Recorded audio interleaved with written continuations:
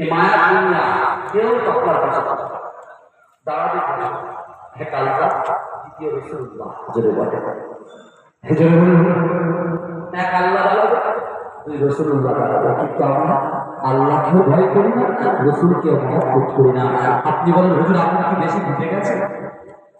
প্রশ্ন করতে হবে। এখন দেখতে পাচ্ছেন না কমেন্টে যা গালাগালি করে আমি তো দেখি জানে না তুমি নামাজ পড়ো যে নামাজ পড়ে না নামাজ পড়নেওয়ালা ব্যক্তি বেনামাজিকে যদি গালি দেয় তার নামে কুরুচিকর মন্তব্য করে সবার সামনে লোকালয়ে চায়ের দোকানে ভরা বাজারে এই নামাজি লোকের যে আমলটা এই আমলটা চলে যায় বেনামাজির কাছে আর বেনামাজি যে গুনাহ করে ওই গুনাহটা চলে আসে নামাজির কাছে। না আপনি যত পারেন নো প্রবলেম আল্লাহ কিন্তু দেখছে হিসাব নেবে বলেন ফেরাউন নেবে নমরুদ নেবে হ্যাঁ চাওয়ালা নেবে নেবে কে আল্লাহ।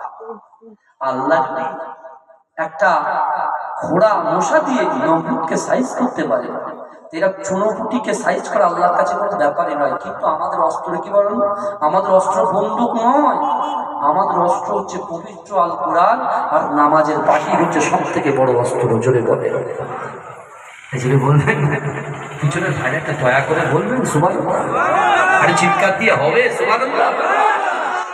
আমার আবরা বাদশা কাবাসকে ধ্বংস করতেছে বলছে রাসূলুল্লাহ দাদু আপনি চড়াচ্ছে আর যে না আপনার আবরা বাদশা যত সৈন্য ছিল তারা কি করেছে পুরো পশুগুলো